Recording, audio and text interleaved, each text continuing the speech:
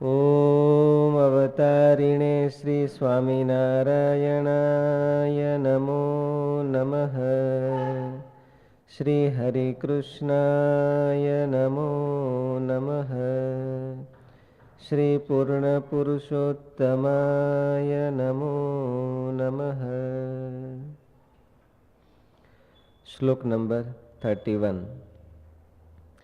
યજ્ઞશિષ્ટામૃતભુજો યાન્તિ બ્રહ્મ સનાતનમ નાયમ લોકોસ્ત્યયજ્ઞસ્ય કુતોન્યઃ કુરુ સત્તમા.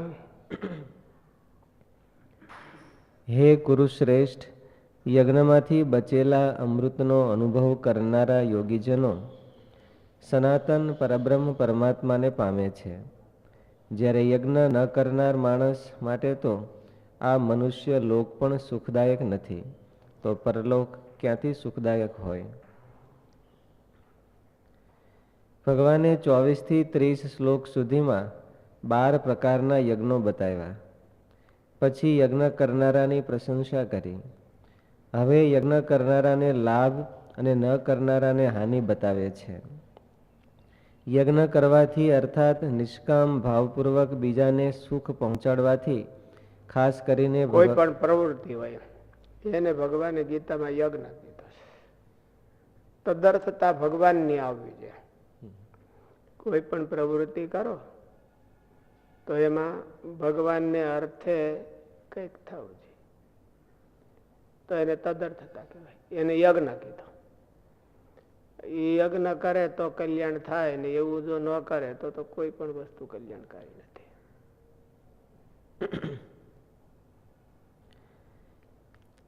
પોતાને માટે તો પશુ પક્ષી એ બધા હોતે ઉદ્યમ કરે છે.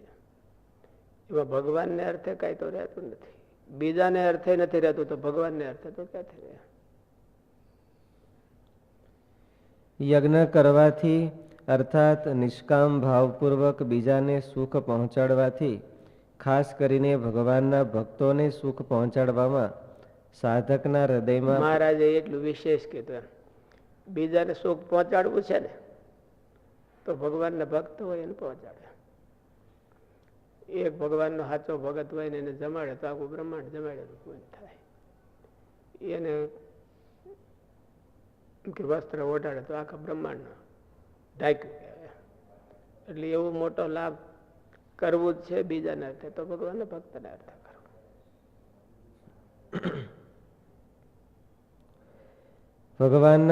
ખાસ કરીને ભગવાનના ભક્તોને સુખ પહોંચાડવામાં સાધકના હૃદયમાં પરમાત્માની, પોતાના ઈષ્ટદેવની અનુભૂતિ થઈ જાય છે. ખાલી પ્રવૃત્તિ નહીં હો, ખાલી પ્રવૃત્તિ યજ્ઞ થતો. એનાથી કઈ સુખ થાય છે કે નહીં? હું જે પ્રવૃત્તિ કરું છું એનાથી ભગવાનને ભગતને કઈ સુખ થાય છે કે નહીં? આપણે આપણી મનની રીતે ઘૂંટી રાખી તો યજ્ઞ ન થઈ જાય. આ તો માનસિકતા છે. ક્રિયા કરતા ભાવ છે એ વધારે જોરદાર છે. ભાવો અહીં ભવ તારણ અને ભવ કારણ બે ભવને તારે હોતે અને ભવનું કારણ હોતે થઈ જાય. તમે કેવી ભાવના લઈને એક્શન એક્ટિવિટીઝ કરો છો એની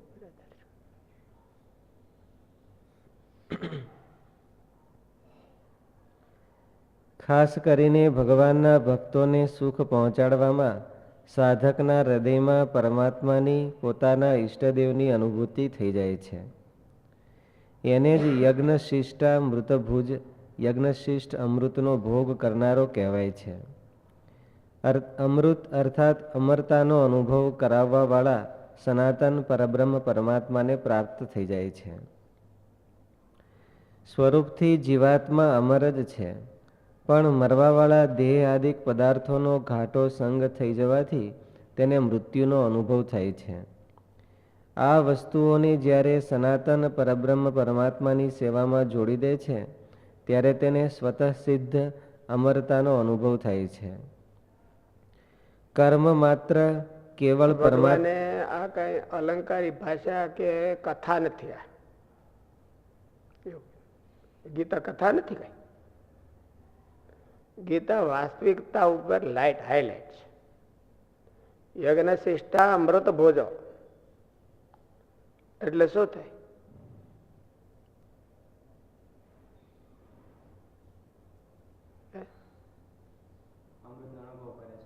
હું અમૃત અમૃત હું તમે કઈ સેવા કરો તો અમૃત મળે છે કઈ? કે તુમલીમ જોડા મળે છે? સેવા કરે તો હું અમૃત મળે?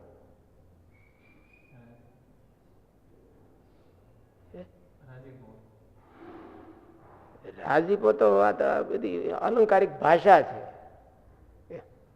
રાજીપો અમારે તમારી પાસે કરાવવું એટલે ગણકી ચાલીને જોડીએ કે હાલો રાજીપો મળશે તમને.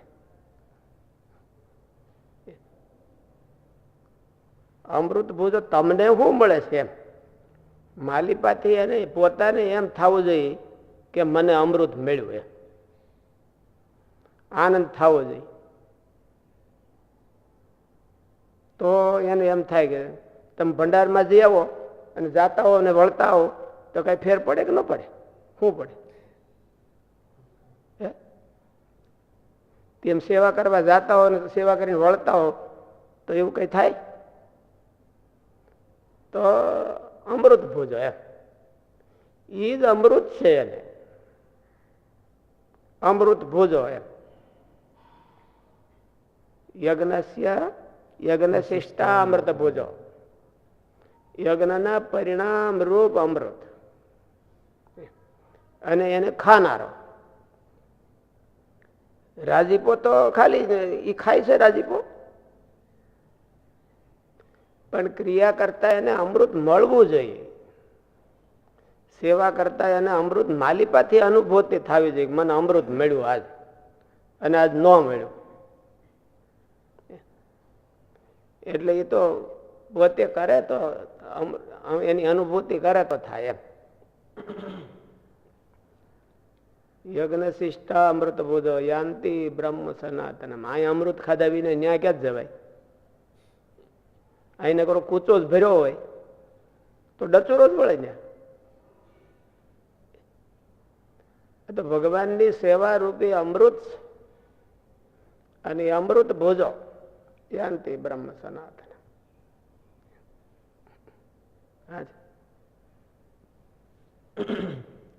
એટલે સેવાથી જ અમૃત છે કે સેવાથી આનંદ મળે? સેવા ઈ જ અમૃત છે. એને મળવો જોઈએ. કોક કે મને ખાંડ ગળી નથી લાગતી તો હું સમજવું શું પ્રોબ્લેમ? મને લીમડો કડવો નથી લાગતો તો એને હરફ કરે છે. ખાંડ ગળી નથી લાગતી તો એને તાવ આવ્યો છે.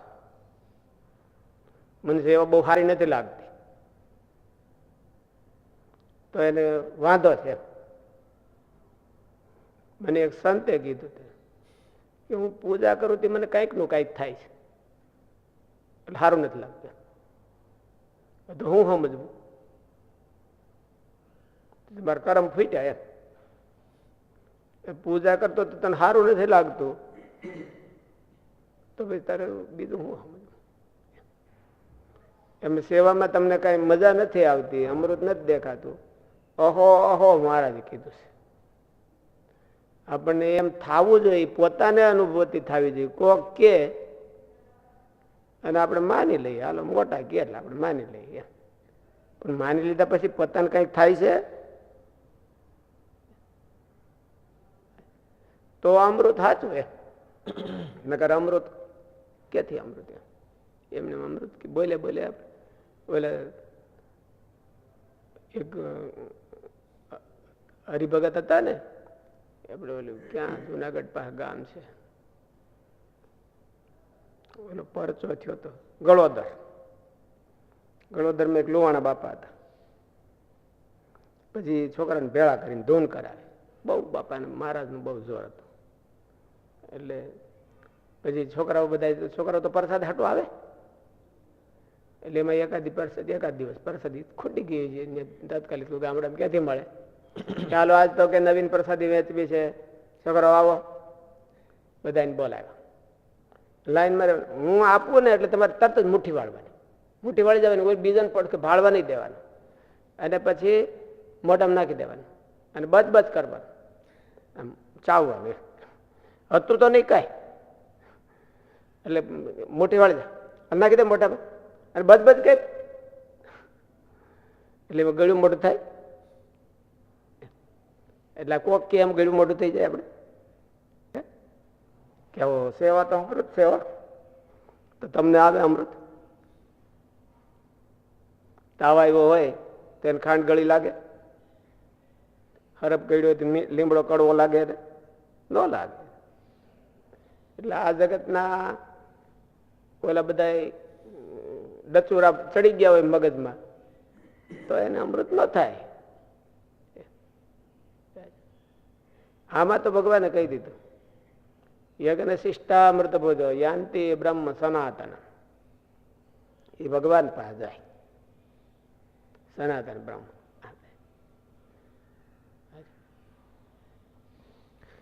યજ્ઞ કરવાથી અર્થાત નિષ્કામ ભાવપૂર્વક બીજાને સુખ પહોંચાડવાથી, ખાસ કરીને ભગવાનના ભક્તોને સુખ પહોંચાડવામાં સાધકના હૃદયમાં પરમાત્માની પોતાના ઈષ્ટદેવની અનુભૂતિ થઈ જાય છે.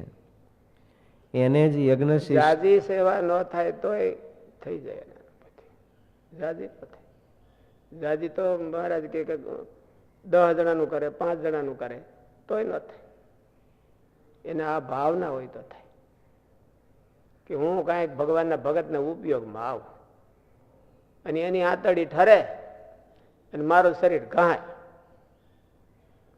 તો અમૃતનો ઓડકાર આવે. માલિપાથી એવો ઠેરાવ જ નથી તો આની આંતરડી બળે ઓલાની ઠરે એમ થાય.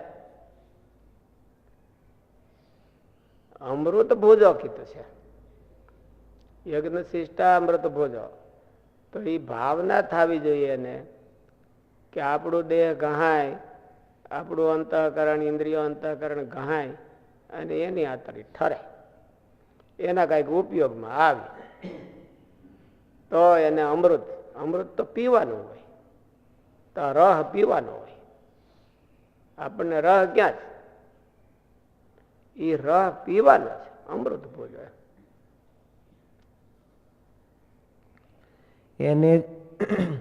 એને જ યજ્ઞ શિષ્ટા મૃત ભુજ, યજ્ઞ શિષ્ટ અમૃતનો ભોગ કરનારો કહેવાય છે. અમૃત અર્થાત અમરતાનો અનુભવ કરાવવા વાળા સનાતન પરબ્રહ્મ પરમાત્મા. ભોગ કોને કહેવાય? ભોગ કોને કહેવાય? ભોગ કોને કહેવાય? ભોગ કોને કહેવાય? જેના પરિણામે આનંદ આવે. સુખ અને દુઃખ એ બેની અનુભૂતિને ભોગ કહેવાય. ભોગ કેવો હોય?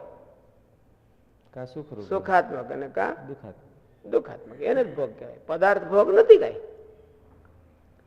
ભોગ એટલે સુખ, એને અમૃત ભોજો એટલે અમૃત રૂપી ભોગ છે, એને ભોગ થવો જોઈએ, એને સુખ આવવું જોઈએ તો એને ભોગવું કહેવાય, નહીં તો ભોગવું ન કહેવાય. સ્વરૂપથી જીવાત્મા અમર જ છે, પણ મરવાવાળા દેહાદિક પદાર્થોનો ઘાટો સંગ થઈ જવાથી તેને મૃત્યુનો અનુભવ થાય છે. આ વસ્તુઓને જ્યારે સનાતન પરબ્રહ્મ પરમાત્માની સેવામાં જોડી દે છે ત્યારે તેને સ્વતઃ સિદ્ધ અમરતાનો અનુભવ થાય છે. અમૃતનો અનુભવ થાય. ભક્તિ છે એ અમૃત રૂપા છે. અમૃત એટલે મરે નહીં. અમૃતના ગુણ શું?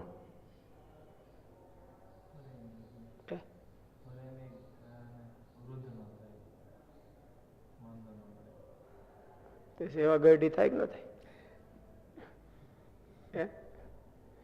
સેવા ગઢી થાય કે ન થાય? ક્યારે થાય સેવા ગઢી? ક્યારે થાય?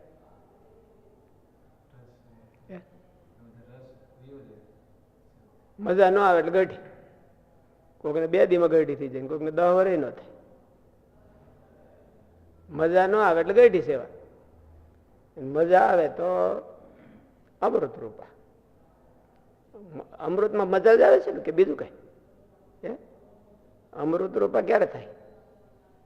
કે મજા આવે તો અમૃત રૂપા, મજા ન આવે સેવામાં તો એને અમૃત રૂપા ન થાય, ગઢી થઈ. ભક્તિ ગઢી થઈ ગઈ હતી ને, ભાગવતમાં કથા આવતી. એ આમ મરવા પડી હતી ને એમ છોકરા તો હાવ ગઈઢા, એને પડી આવ્યા હતા ને એક દંડો શ્વાસ હાલતો હતો. ભાગવત સાંભળ્યું જ કે નથી કોઈ દી? એટલે ભક્તિ ગઈઢી થાય.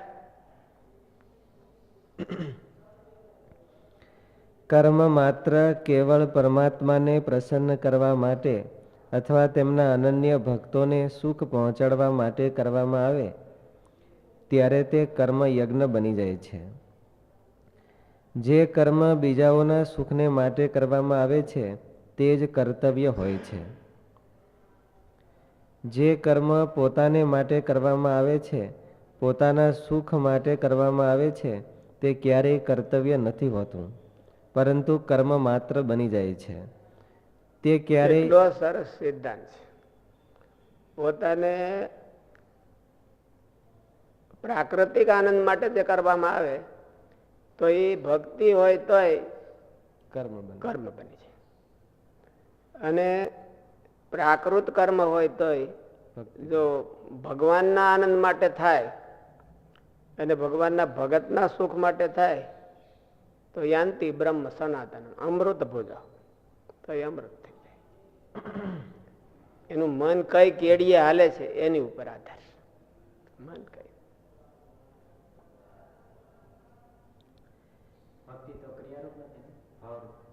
ભાવરૂપ છે, પણ ક્રિયાના આધારે એ પાંગરે છે. કોઈને બેઠા બેઠા ભાવ આમ ચોટલીએ ન આવી જાય. ક્રિયાને આધારે સનાતન ભાવ પાંગરે છે. ક્રિયા જો ન હોય તો ભક્તિ એ બેયનું મિશ્રણ છે. ભક્તિ એટલે ભક્તિમાં ક્રિયા હોય કે ન હોય? ભક્તિની અભિવ્યક્તિ ક્રિયા વિના થતી નથી. જો ક્રિયાને આધારે ભક્તિની અભિવ્યક્તિ થાય, એટલે તો ભગવાને બહુ સરસ કર્યું છે. જો ખાલી ક્રિયારૂપ ભક્તિ હોત તો આપણને અહંકાર ચોટલીએ ચડી જાત કે મારા જેવો કોઈ નહીં. પણ ખાલી ક્રિયારૂપ નથી કીધી, ક્રિયામાં ભાવરૂપ છે. અને ક્રિયા વિના ભક્તિ પાંગળી બની જાય. હાલી ક્યાંથી હકે? એ હાલી ન હકે. એટલે ક્રિયા છે એના પગ છે, પણ ક્રિયા એ ભક્તિ નથી. એમાં ભાવના છે એ ભક્તિ. એટલે ક્રિયા દ્વારા કેટલી તમે ભાવના રેડી દો તમે એમાં, ત્યારે તમારી ભક્તિ થાય. અને ત્યારે અમૃત ભોજો થાય, ત્યારે એને અમૃત આવે, અમૃતનો આનંદ, અમૃતનો ભોગ થાય. ક્રિયાનો ભોગ નહીં, અમૃતનો ભોગ થાય. કે ક્રિયામાં તમે ભાવના રેડીને કરતા હો તો ક્રિયાને કલેવર કહી શકે ભક્તિનું. ક્રિયાનું માધ્યમ દ્વારા, ક્રિયાના માધ્યમ દ્વારા આગળ. ક્રિયા છે કે માનસિક ભાવ છે બધા, એ ભક્તિ છે. ક્રિયા એનું કલેવર કયો તો એ હાલે. સ્થૂળ શરીર કે આપણે જે માણસને સ્થૂળ શરીર છે અને અંતઃકરણ છે, એમ સ્થૂળ શરીર વિના અંતઃકરણ કઈ કામ કરતું નથી. ભૂતને ભોગ પૂરા કરવા હોય તો એને સ્થૂળ શરીરમાં પ્રવેશ કરવો પડે. ભૂત છે એ સૂક્ષ્મ દેહ પ્રધાન છે અને એને ભોગ હોય, પણ ભોગ સિદ્ધ ન થાય. એને પાણી પીવું હોય તો શું કરવું પડે?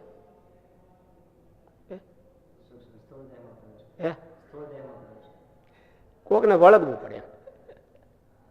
વળગે ત્યારે પાણી પીવે ને છેલ્લે, નહીં જોયું હોય, ભૂત જોયું જ નથી કાઢતા. છેલ્લે પાણી માગે, પાણી લાવો, હું જાઉં છું. ઓલું પાણી પી ન શકે, એટલે આ કોકને વળગે તો સારું પાણી પી શકે. એટલે એને ભોગ સિદ્ધ કરવો હોય તો કોકને વળગવું પડે, સ્થૂળ દેહને વળગવું પડે. એમ ભક્તિનું અમૃત પીવું હોય તો એને ક્રિયાનું માધ્યમ લેવું જ પડે. કોઈ પણ અત્યાર સુધીનો જે ભગત થઈ ગયો, સૃષ્ટિથી માંડીને આરંભથી માંડીને, એને ક્રિયાના માધ્યમ સિવાય ભક્તિનો રહ આવે જ નહીં, આવ્યો નથી એમ. એટલે ક્રિયાના માધ્યમથી ભક્તિનો રહ આવે. પણ ખાલી ક્રિયા એ ભક્તિ નથી. ખાલી ક્રિયા એની અંદર ભક્તિનો રહ રેડવાનો છે, ભાવનાનો રહ રેડવાનો છે. આમાં કર્મયોગમાં એને જ્ઞાન કીધું એમ. નહીં જ્ઞાન એને સદૃશમ પવિત્ર અમે વિદ્યતે એમ. જ્ઞાનાગ્નિ સર્વ કર્માણી ભસ્મસાત કરું તે અર્જુન. એને કર્મયોગ છે એટલે એને જ્ઞાન કીધું. અને ઓલો ક્રિયાયોગ હોય તો એને ભક્તિ કીધી. ભલે તો આજે એક બે શ્લોક જોયા હતા કે તદવિદ્ધિ પ્રણિપાતે પરિપ્રશ્ને સેવયા ઉપદેક્ષ્યંતિ તે જ્ઞાનમ જ્ઞાનિના તત્વદર્શિના તે જ્ઞાનમ ઉપદેક્ષ્યંતિ. તે જ્ઞાનમ એટલે કર્મમાં જે તુભ્યમ તુભ્યમ તે જ્ઞાનમ ઉપદેક્ષ્યંતિ. પણ જ્ઞાન ક્યું? કર્માંતર્ગત જે અમૃત મળે છે એ. અને ભક્તિ હોય તો ક્રિયા કઈ? એની અંદરથી જે ભાવના રેડવાની છે એ ભાવનાનો ઉપદેશ આપે છે. અને ન્યા ઉપદેશની જરૂર છે. ઓલું જ્ઞાન તો નેટમાંથી હોતી કાઢી લે માણસ. આ જ્ઞાન છે એ એની પાસેથી માધ્યમથી લેવું પડે છે.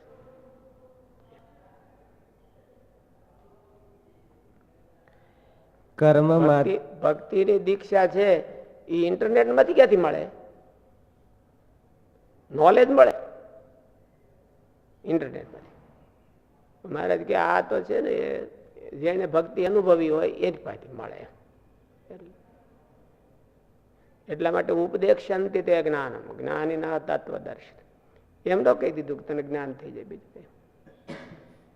ત્યારે જો કે ઇન્ટરનેટ હતું ને નકર ભગવાન કહેતા એમ, નકર ઓલા જેવો શ્લોક લખવો પડે તેમ ભગવાનને. કર્મણ્ય એવા અધિકાર હસ્તે માં ફલે શું કદાચ માં ઇન્ટરનેટ એમ લખવું પડે. પણ ત્યારે હતું નહીં. ભગવાનની પાસે હતું છે પણ આની પાસે નહોતું, અર્જુન પાસે.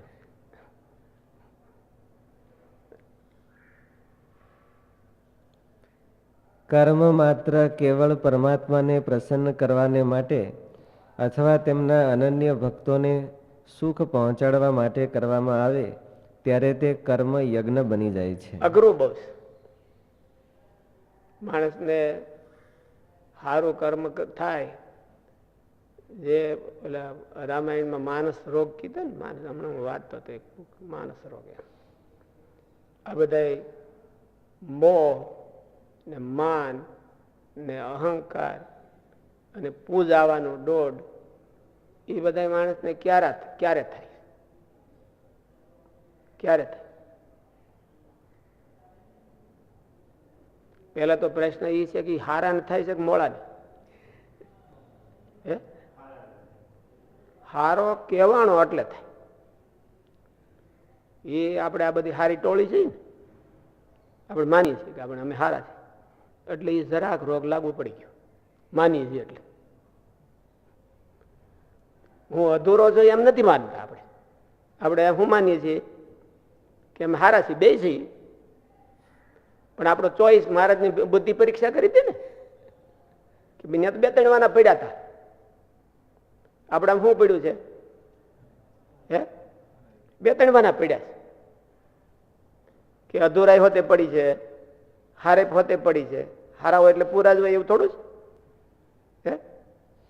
હારા હોય એટલે પૂરા જ હોય. પૂરા ન હોય એટલે શું એનો અર્થ?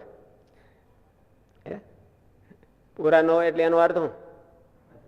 અધૂરા. બીજું એટલે અધૂરાઈ હોતે પડી છે, હારે હોતે પડી છે. આપણે પણ આંખ્યું બીજીને હાથ મૂકી આય હું હારો. મહારાજની જેમ બુદ્ધિ પરીક્ષા કરી હતી ને એમ આપણી બુદ્ધિ પરીક્ષા મારી પાસે થતી હોય કે હું અધૂરો એમ નહીં, હું પૂરો. હારો પૂરો. પૂરો તો પછી રોગ થાય. હારામાંથી વકરે એટલે પૂરો એમ. હારા જ વકરે એટલે આ રોગ કેને થાય છે? હારા ને બધાને થાય છે. હારા કહેવાના એટલે રોગની શરૂઆત, હારા મનાણા એટલે રોગની હારા, અને કહેવાય એટલે મનાય. તમે 4-5 જણા મણો કહેવા કે સ્વામી તમે તો આમ ફૂંક મારો તો ગિરનાર પડી જાય હો, તો મને ખાંગો થઈ ગયેલો દેખાય માર્યા પેલા.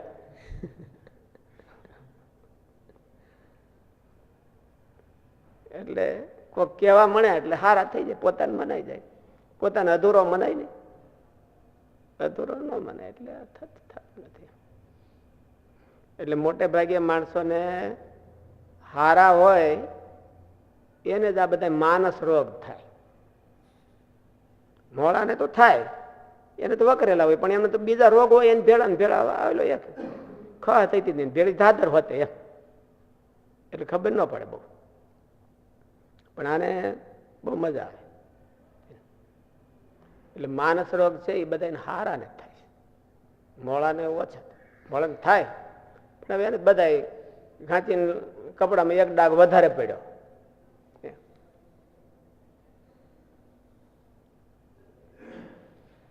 કર્મ માત્ર કેવળ ડાયાબિટીસ વધી જાય એટલે એક રોગ આવે, કેટલા આવે? બધા જ આવે. કર્મ માત્ર કેવળ પરમાત્માને પ્રસન્ન કરવાને માટે અથવા તેમના અનન્ય ભક્તોને સુખ પહોંચાડવા માટે કરવામાં આવે. અને ડાયાબિટીસ હોય પછી એવું હોય કે એને રોગરૂપ ન દેખાતો હોય, એ તો એટલે ડોક્ટરે એને ફીટ બેહાર્યું હોય કે તને રોગ છે, પોતાનો રોગ ન હોય, પોતે ન માને. ડોક્ટર કે ઘરના કોઈ ભાળે નહીં તો ખાઈ લે, ઝાપટી લે, એવું હોય. એટલે આ બધા માણસ રોગ છે, મોહ છે એ એવો છે. ડાયાબિટીસ લાગે સારો પાછો, આપણને બહુ મજા આવે, ગલગલિયા થાય.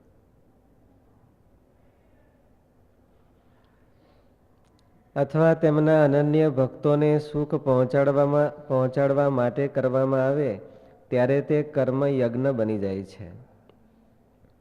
જે કર્મ બીજાઓના સુખને માટે કરવામાં આવે છે તે જ કર્તવ્ય હોય છે. જે કર્મ પોતાને માટે કરવામાં આવે છે, પોતાના સુખ માટે કરવામાં આવે છે, તે ક્યારેય કર્તવ્ય નથી હોતું. પરંતુ રાગ પ્રેરિત હોય, વિધિ શેમાં હોય છે? રાગ પ્રેરિત ન હોય એમાં. રાગ પ્રેરિત ન હોય એમાં, અને એને જ કર્તવ્ય કહેવાય. રાગ પ્રેરિત હોય તો એમાં કર્તવ્ય ન કહેવાય. એટલે રાગ પ્રેરિત માણસને શેમાં રાગ નથી? કોકને સુખી કરવામાં રાગ નથી, અને પોતાને સુખી થવામાં રાગ છે.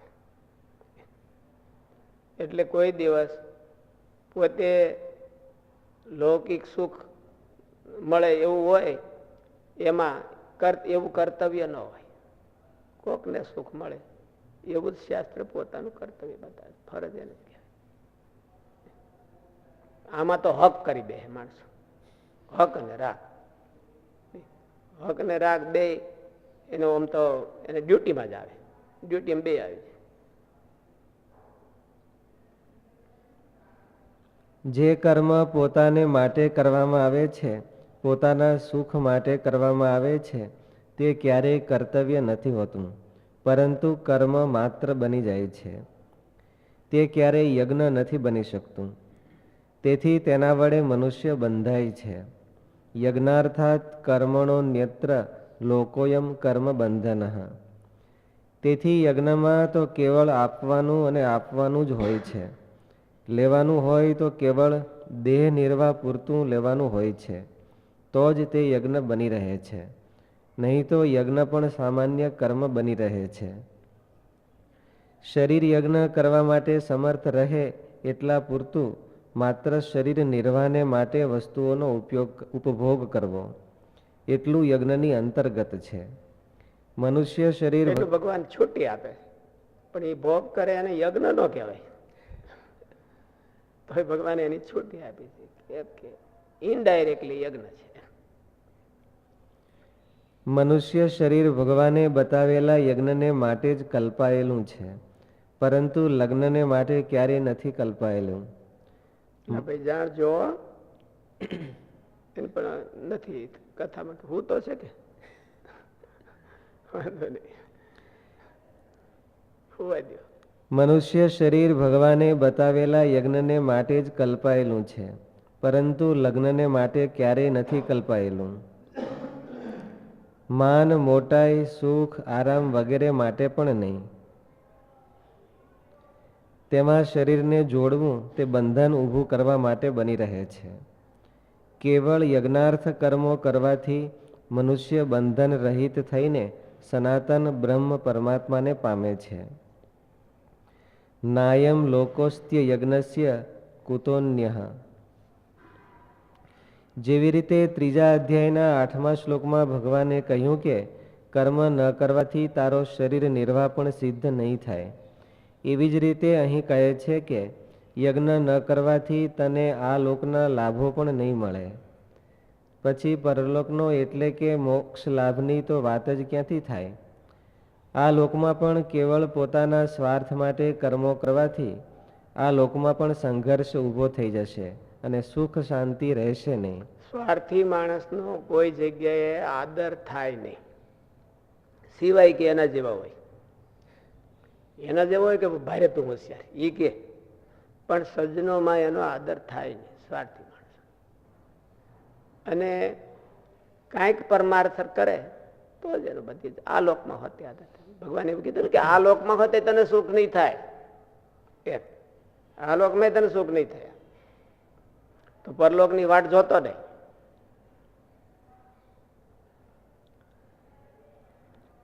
આ લોકમાં પણ કેવળ પોતાના સ્વાર્થ માટે કર્મો કરવાથી આ લોકમાં પણ સંઘર્ષ ઊભો થઈ જશે અને સુખ શાંતિ રહેશે નહીં. પરલોકમાં કલ્યાણ પણ નહીં થાય. પોતાનું કર્તવ્ય ન કરવાથી અને માત્ર હક અધિકાર ભોગવવાની ચેષ્ટા કરવાથી ઘર પરિવારમાં પણ ભેદ અને સંઘર્ષ પેદા થઈ જાય છે. એક ઘરમાં 5 માણસો હોય અને એક છોકરો કામાનો ગુઈટો હોય તો તરત ઝઘડો ઉભો થાય. ત્યાં તો એ તો એ જરાય ખમી ન કે વળે આપણે તો આ મોટું કુટુંબ રહ્યું એટલે કામાને કુઈટા ને ઓયલા બુઈટા ને બધા હાલે અને ભેગા હાવ હાલે.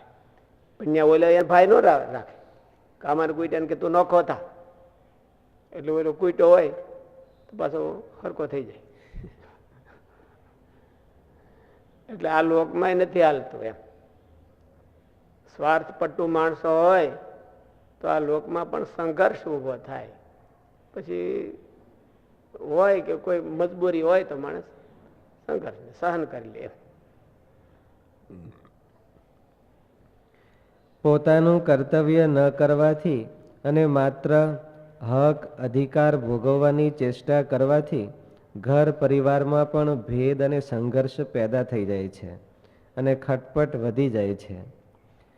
ઘરમાં કોઈ નરી સ્વાર્થી અને જિદ્દી વ્યક્તિ હોય તો ઘરવાળાઓને પણ તેની સાથે રહેવું ગમતું નથી અને ટેન્શન થાય.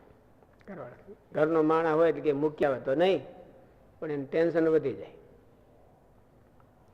એક માણસ આ માનસિક રોગ હોય ને એટલે એક માણસ આ ચેપી રોગ હોય છે, જોન્ડિસ થાય એટલે બીજાને થાય, અને ચિકન પોક્સ થાય એટલે બીજા જ થાય. એટલે માનસ રોગ બધા ચેપી હોય, એની પાસે રહે એટલે ચેપ લાગે એટલે એવો જ થઈ જાય. અને એકને રોગ થયો હોય તો આપણને ત્રાસ કેટલો થાય, એને બિચારાને ત્રાસ થાય, પણ આ બીજાને કેટલો ત્રાસ થાય કે મને લાગી જાય. અને આપણે આ માનસ રોગ થયો હોય તો એને બહુ ત્રાસ ન થાય, બીજાને જ બધો નકરો થાય, બેયનો ભાગ ન હોય. કોકને અહંકાર વધી ગયો હોય, કોકને બીજું કઈ વધી ગયું હોય, સ્વાર્થ ઈર્ષા દંભ એ વધી ગયું હોય એને કઈ ન થાય, બીજાને બધી પીડા થાય. એટલે આ માનસ રોગ એટલે એની વિલક્ષણતાઓ છે, મનના રોગો છે, બીજાને પીડા ઉપડે, પેટ પીડા ઉપડે, આને ન થાય. પોતાનો વ્યક્તિગત સ્વાર્થ ત્યાગ કરીને બીજાને સુખ પહોંચાડવું એ ઘરમાં અથવા સંસારમાં શાંતિથી રહેવાની વિદ્યા છે. કુટુંબ ભાવના શું છે? પરિવાર માટે ઘસાવ. પરિવાર માટે ગહાવ. એમાં ઘરનો મુખ્ય માણસ કોણ કહેવાય? બધા કરતા જાજુ ગાય. બધા કરતા જાજુ ગાય. હાવ તો એમ ઘરનો મુખ્ય માણસ કહેવાય. ગ્રહસ્થ છે એ પોતા માટે કરે છે બધી. વાહે કચ્ચા બચ્ચા માટે કરે છે. એને પોતા માટે એટલું બધું જોઈ જાય? પોતા માટે નથી જોતું. ઓયલાની વાહે ખપી જાય. એટલે કોકના માટે ન કરે તો સંસારે નથી હાલતો. ભગવાને કેવા અને કેટલા બધા વાસ્તવિક ને દ્રષ્ટાંતો દીધા. ભાઈ તું આમ ન કર તો આ લોકમાં નહીં થાય, તો પરલોકની તો વાત મૂકી દે તું. કેટલી બધી ઓલી સમજાવી. અર્જુન કેટલો બધો રિઝીડ છે કે 18 અધ્યાય કેવા પડ્યા. અને તો પાછું માને ગુરુ શાદી પામ મામ પ્રપન્ન શિષ્યસ્તેહમ શાદી ત્વામ મામ અપ્રપન્ન. એમ ન કીધું હોય તો એટલી બધું ભગવાનને ટેન્શન ન થાય. આ બે વાના છે. ટેન્શન ક્યારે થાય? શાદી ત્વામ મામ પ્રપન્નમ અપિયા પ્રપન્ન. હે પ્રપન્નમ અપિયા પ્રપન્નમ. એટલે ભગવાને કેટલી બધી કે લોકમાં નાના છોકરાને હોતે ખબર પડે અને બધા લોકમાં હોતે ખબર પડે કે સ્વાર્થ રાખી તો હરખું કુટુંબ હાલે નહીં. નકરું પોતાનું જ કરી રાખી તો હરખું કુટુંબ હાલે નહીં. અર્જુનને ભગવાન સમજાવે છે. અર્જુનો ને નહીં. અર્જુનો તો પછી વાહે બધા કોઈને સમજવું હોય તો સમજે, કેટલાય અર્જુન ને કેટલાય ન સમજે.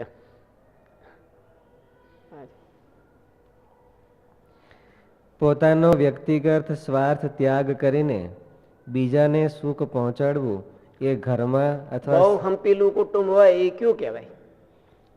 બહુ હંપીલું હોય એકબીજાને એમ કહેવાય કયું કહેવાય? કોઈ પોતાને હક ન માગતા હોય ને બધા બીજાને માટે જ કરવા માંગતા હોય અને ગણતાય ન હોય બીજાની ભૂલું, તો એ કુટુંબમાં બહુ હંપીલું હોય. નહીં તો ન રહે.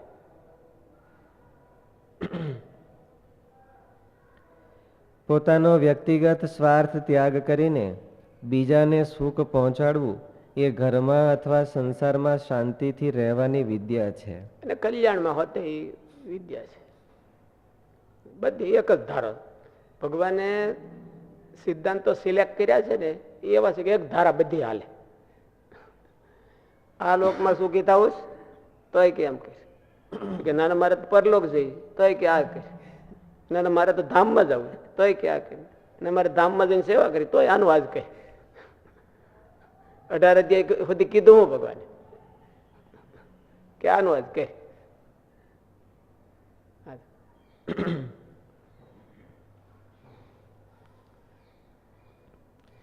પોતાનું કર્તવ્ય ન કરવાથી અને માત્ર હક અધિકાર ભોગવવાની ચેષ્ટા કરવાથી ઘર પરિવારમાં પણ ભેદ અને સંઘર્ષ પેદા થઈ જાય છે અને ખટપટ વધી જાય છે.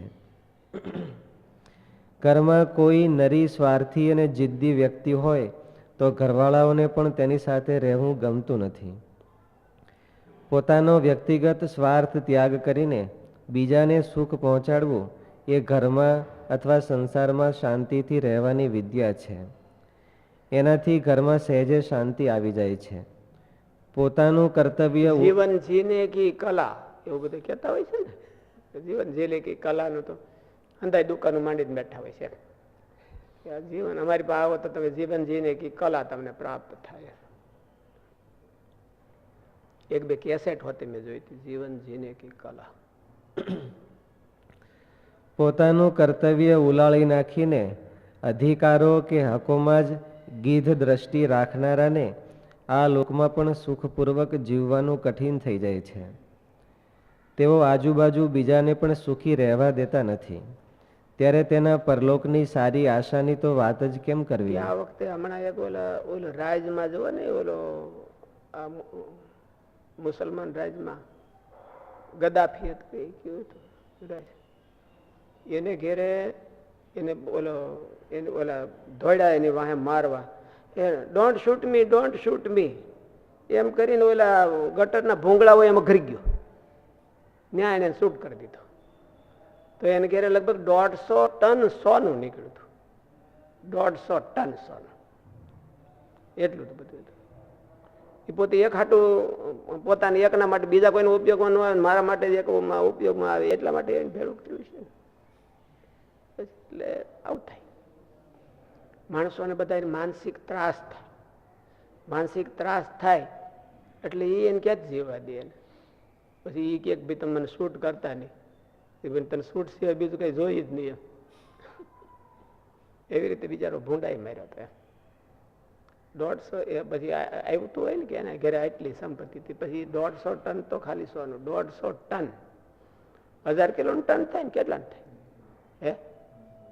1000 કિલો, 1000 કિલોનો ટન. હવે એવો 150 ટન સોનું ભેળું કર્યું હતું. તો રાજા હતો એટલે કરી શકે એમ, પણ પ્રજાને કેટલો ત્રાસ થયો છે. પ્રજા એટલી બધી એની ઉપર ઓલી થઈ. એટલે સ્વાર્થી માણસો હોય એ બીજાને હોતે, રાજા હતો એટલે બધાને ટેન્શન વધારતો હોય, ઘરમાં હોય તો એક આખા કુટુંબને ટેન્શન વધારતો હોય.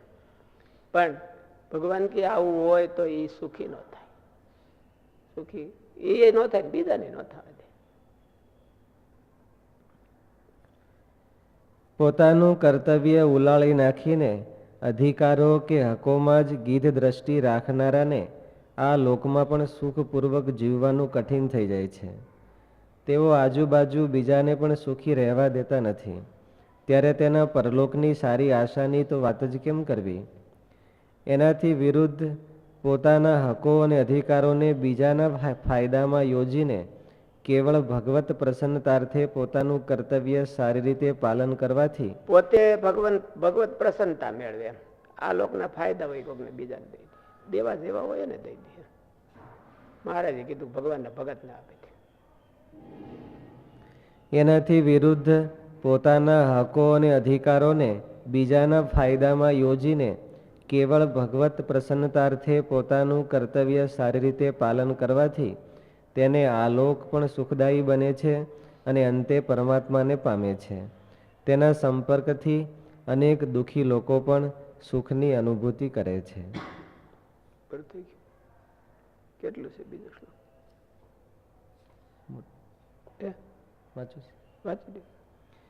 શ્લોક નંબર 32.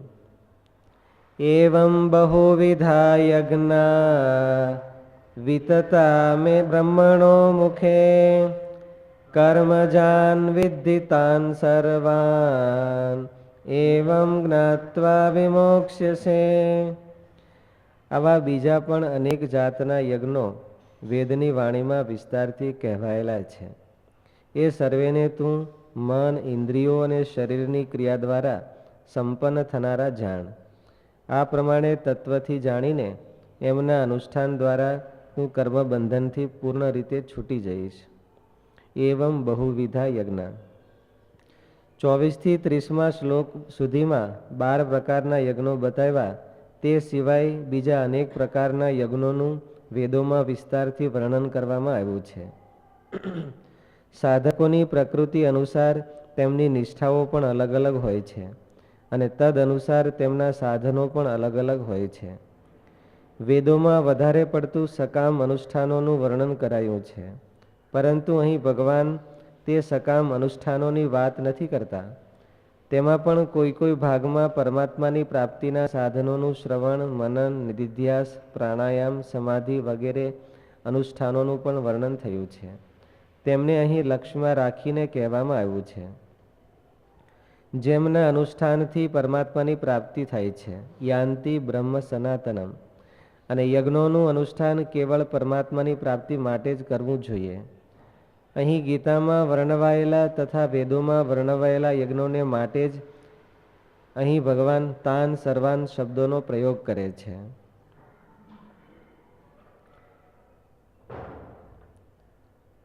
તે બધા જ યજ્ઞો કર્મજાન વિદ્ધિ, કર્મથી સિદ્ધ થનારા છે. કર્મ વિના તે એક પણ સિદ્ધ થઈ શકે તેવા નથી. શરીર વડે, વાણી વડે અને મન વડે જે ક્રિયાઓ થાય છે તેનાથી તે યજ્ઞો સિદ્ધ થાય છે. અર્જુન પોતાનું કલ્યાણ તો ઈચ્છે છે, પરંતુ યુદ્ધરૂપી કર્તવ્ય કર્મને પાપ માનીને તેનો ત્યાગ કરવાને ઈચ્છે છે. તેથી કર્મજાન વિદ્ધિ પદો વડે અર્જુનથી પોતાનો સિદ્ધાંત તદ્દન વિરુદ્ધ બતાવે છે. ભગવાન કહે છે કે વાસ્તવમાં યુદ્ધરૂપી કર્તવ્ય કર્મનો ત્યાગ કરીને તું જે સાધન કરીશ તે પણ કર્મ જ હશે. ખરેખર કલ્યાણ કર્મથી નથી થતું, પણ કર્મો સાથે સર્વથા સંબંધ વિચ્છેદ થવાથી જ થાય છે. માટે જો તું યુદ્ધરૂપી કર્તવ્ય કર્મને પણ નિર્લિપ્ત રહીને કરશે તો તેમનાથી પણ તારું કલ્યાણ થઈ જશે. કેમ કે મનુષ્યોને કર્મો નથી બાંધતા, પણ કર્મ અને તેના ફળમાં આસક્તિ જ બાંધે છે.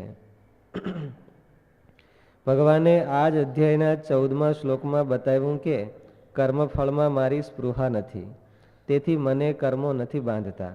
નમામ કર્માણી લિંપંતી નમે કર્મ ફલે સ્પૃહા ઇતિ મામ યોગિજાનાતિ કર્મભીર ન સબધ્યતે. મને કર્મો બાંધતા નથી. કર્મ બાંધે ક્યારે?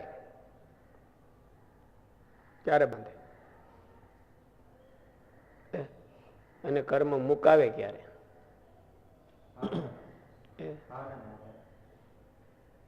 કર્મ કરતા કરતા અહંકાર આવે કે કર્મ કરતા કરતા સ્વાર્થ આવે તો એને બાંધે. યસ્ય નાહંકૃતો ભાવો બુદ્ધિર યસ્ય ન લિપ્યતે. તો જેને અહંકાર ન આવે સારું કરે ને, અને આસક્તિ ન થાય, ફળમાં એને આસક્તિ ન થાય, તો એને કર્મ બાંધે નહીં. તો એ કર્મ એને છોડાવે અને ઓલું થાય તો એને બાંધે. ભાવના જો રે તો એને મુકાવે, ભગવાનની પ્રાપ્તિ કરાવે. એનું એ કર્મ છે.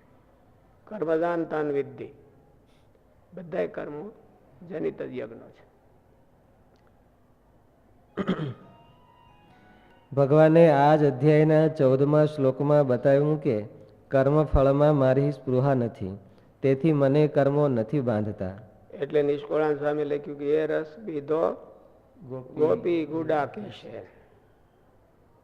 એ ગોપીઓએ પીધો અને અર્જુને એ રસ પીધો. કયો? ભક્તિનો રસ. ભગવાનને રાજી કરવા માટે કર્મ કર્યું.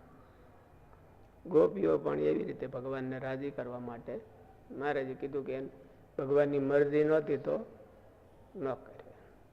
ગોપી આપણા સંતોએ મહારાજને રાજી કરવા માટે એ બધું કર્યું, પ્રવૃત્તિ કરી. જે કઈ પ્રવૃત્તિ કરી અત્યાર સુધીનો સંપ્રદાય ફાયલો ફૂલો છે એ કોઈની મહેનત બી નથી હોય છે. એ કોઈ હોમાય ગયા વિના, એમાં કોઈ હોમાળા વિના થયો છે? કેટલો થયો છે? જો આ સંપ્રદાયને ચોહનારા જ મળી ગયા હોત આમ ગીંગોડિયાની કોડે તો અહીં પૂગ્યો હોત. નકરા ચોહનારા મળ્યા હોય, ગીંગોડા ચોહે ને એમ જો મળ્યા હોય તો આપણી જેવા શિષ્યો બધા, તો સંપ્રદાય અહીં પૂગ્યો હોય. આની માલી પર હોમાઈ ગયા છે. અને કેવા બધા ભગવાન જેવા હતા સમર્થ, એ હોમાઈ ગયા છે. એટલે તો થાય, નહીં તો ન થાય. ભગવાને આ જ અધ્યાયના 14મા શ્લોકમાં બતાવ્યું કે કર્મફળમાં મારી સ્પૃહા નથી, તેથી મને કર્મો નથી બાંધતા. આ રીતે મને જે જાણી લે છે તે પણ કર્મોથી નથી બંધાતો. એવમ જ્ઞાત્વા વિમોક્ષ્યસે નું તાત્પર્ય એ છે કે જેણે કર્મો કરતા રહીને તેમાં નિર્લિપ્ત રહેવાની વિદ્યા, કર્મફળમાં સ્પૃહા ન રાખવી, તે શીખીને તેનો અનુભવ કરી લીધો છે, તે કર્મબંધનથી મુક્ત થઈ જાય છે. અહંકારમાં સ્પૃહા નહીં રાખવાની અને કર્મ ફળમાં સ્પૃહા નહીં રાખવાની, તો એમ જ્ઞાત્વા વિમોક્ષ, તું મોક્ષ પામી જઈશ. ફળની ઈચ્છાનો ત્યાગ કરીને કેવળ પરમાત્માને પ્રસન્ન કરવા અથવા અન્યને સુખ પહોંચાડવામાં કર્મો કરવાથી મનુષ્ય કર્મબંધનથી મુક્ત થઈ જાય છે. સંસારમાં અથવા આપણી આસપાસ અસંખ્ય ક્રિયાઓ થતી હોય છે, પરંતુ જે ક્રિયાઓ સાથે મનુષ્ય પોતાનો સંબંધ માનસિક જોડે છે તેમનાથી તે બંધાય છે.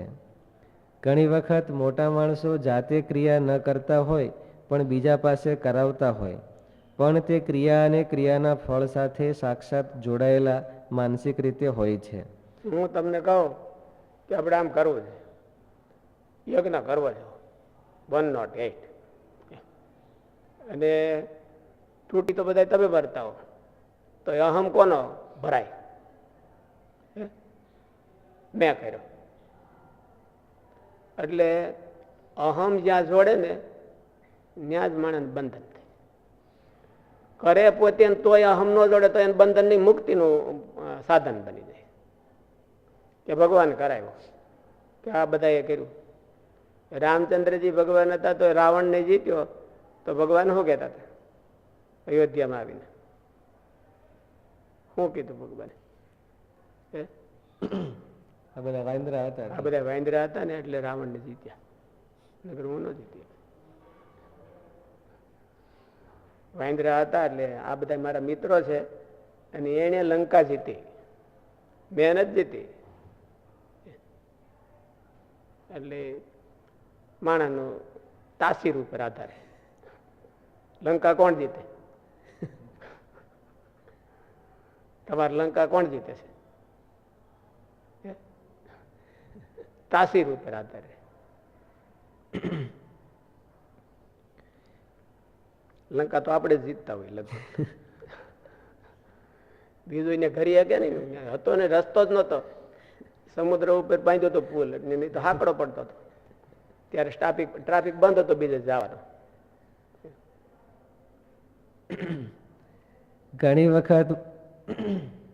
ઘણી વખત મોટા માણસો જાતે ક્રિયા ન કરતા હોય પણ બીજા પાસે કરાવતા હોય, તો પણ તે ક્રિયા અને ક્રિયાના ફળ સાથે સાક્ષાત જોડાયેલા. કાંઈ નહીં તો મેં સલાહ દીધી હતી, એટલે સારું થઈ ગયું.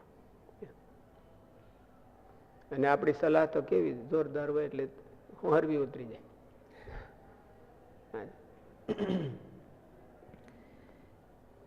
તે ક્રિયા અને ક્રિયાના ફળ સાથે સાક્ષાત જોડાયેલા માનસિક રીતે હોય છે, અને ક્રિયાના પ્રત્યક્ષ કરનારા માનસિક રીતે તેની સાથે જોડાયેલા હોતા નથી. માટે ક્રિયાના કરનારા ક્રિયામાં બંધાતા નથી, પણ માનસિક રીતે જોડાયેલ વ્યક્તિને ક્રિયા બંધન કરનારી બને છે. તે જ વ્યક્તિ રાજી અથવા કુરાજી થાય છે. સુખી અથવા દુઃખી થાય એટલે એ ભોગ અને એ કર્મ બંધન ને એનું બંધન થયું.